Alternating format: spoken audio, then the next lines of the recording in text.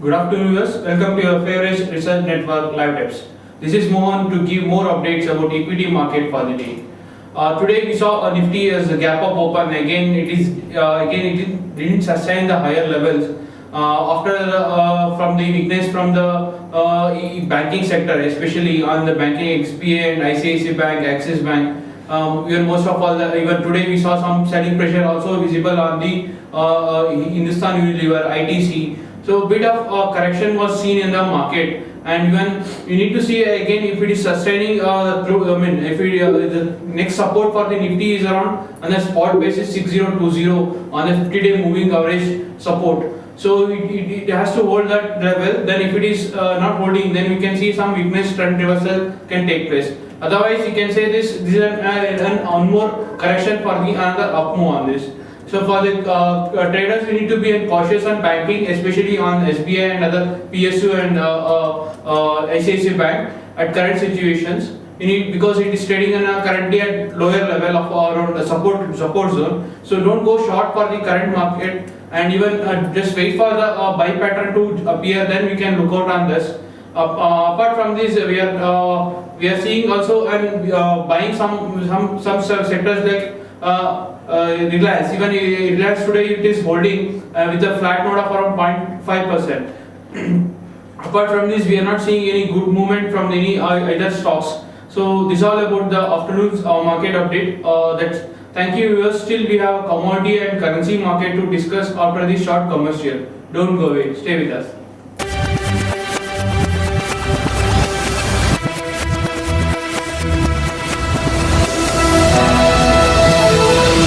Good afternoon, viewers. Welcome back to your favorite research network, Live Tips. We will have a quick update on what is happening in the currency market with Mr. Joy, and later during the session we will discuss a commodities market with myself, Navneet.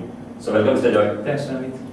So Mr. Joy, how is US dollar trading in today's market? Well, the dollar traded a near 2-week high against the yen as signs of improvement in the US job market added to evidence that the recovery in the world's large economy is building momentum. The greenback strengthened against most major counterparts before a report tomorrow that may show US payroll rose for a third month, increasing the appeal for American assets. The dollar traded against the yen. The dollar is trading at 83.22 at 2:35 p.m. in Tokyo from 83.25 yen in New York yesterday. Okay, so we are getting some support coming in for US dollar because of the data which that came in from the US.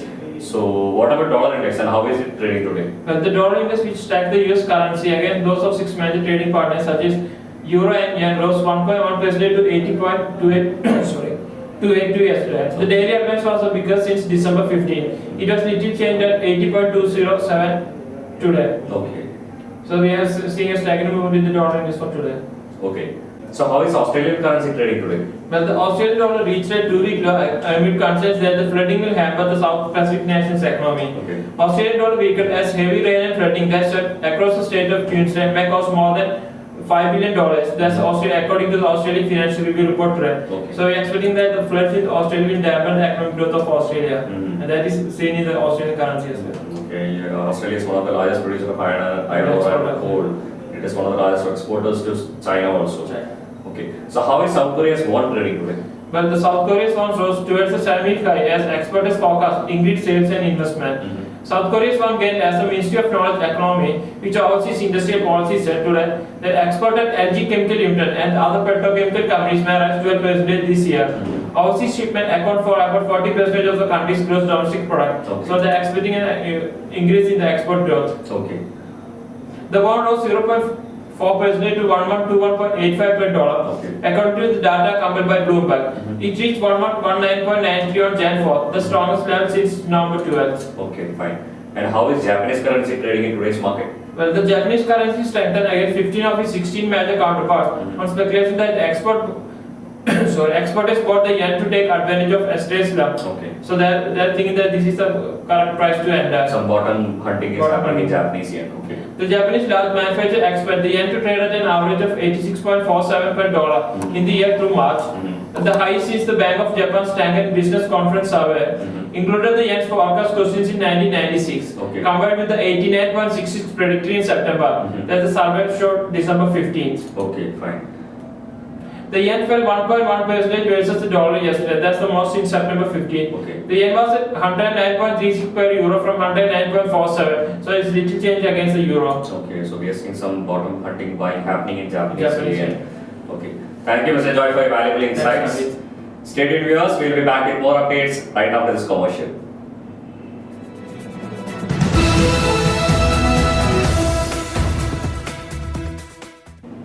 Welcome back, viewers. We'll discuss the commodities market with Mr. Navneet. Welcome, Mr. Navneet. Thank you, Joy. So, Mr. Navneet, how is bullion trading in today's market? Yeah. The gold futures fell consecutively for the fourth day, falling to the lowest level in last 7 weeks as signs of recovery in the US economy limited the appeal for bullions as a safe haven investment. The silver gained by ending its 3-day losing streak today. So we saw some bottom hunt buying happening in gold and silver prices during the Asian trading session today.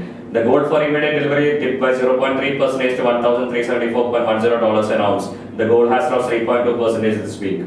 The February contract climbed 0.2% to $1,376.10 an ounce on the COMEX after losing 3.5% in the past 2 days, the worst fall since February. Okay. The holdings in the world's largest gold-backed exchange-traded fund, SPDR Gold Trust, continued to slip down to a 7-month low of 1,272.682 tons by January 5, down 2% from the 1,297.726 tons on December 7 when gold hit the record high levels at during that time. So we have been seeing some unwinding of long positions happening in the physical market also. Gold's rally have been driven largely by haven demand amid uncertainty in the global economy and the declining US dollar. The dollar was little changed after rising for 3 days against a basket of major currencies. Silver for immediate delivery climbed as much as 1.1% to $29.58 an ounce. The metal has lost 4.9% this year after surging 83% in 2010. So also the silver has to pick up after this 2010 gains. Markets will be keenly following the unemployment rates numbers coming in from the US today, and any disappointment in this front could see the prices taking support at the current levels. Okay. So what about the crude oil? How is it trading in today's market? Yeah. Crude oil bounced back to $90 levels after yesterday's correction on account of increased demand expectation from US. We haven't seen some good economic numbers coming from the US front, and that is I think is a very good supporting factor for crude oil prices. Crude climbed 1% yesterday after better than expected ISM services data and a positive ADP employment change data from US. The dollar index, which measures the greenback against 6 major currencies, climbed to 80.32 levels, the most since December 28. So that was also a supporting factor for crude oil prices. An energy department report yesterday showed crude inventories declined to 4.16 million barrels to 335.3 million last week. That was much below the expectation of the market estimates. US stockpiles of crude have contracted 24.4 million barrels in 5 weeks. Most of the refiners around the Gulf of Mexico caused reduced stockpiles in December to lower year-end tax liabilities, as we have discussed in the last week's market session also. Okay, this is a major factor that is moving the crude oil price today. Okay, so what about the base metal? What are the trends in base metals? Yeah, copper and LME rebounded from its biggest drop in more than a month on better than expected US economic data and looming output disruption in Peru. Peru is one of the largest producers of copper. 3-month copper on the London Metal Exchange rose as much as 1.1% to $9,654.25 a metric ton. The 1% below its record of $9,754 reached on January 4th. It fell as much as 2.2% yesterday, the biggest intraday drop since November 26 and traded at $9,626 a ton during early Asian trading session. So we have seen some short covering happening in copper prices also.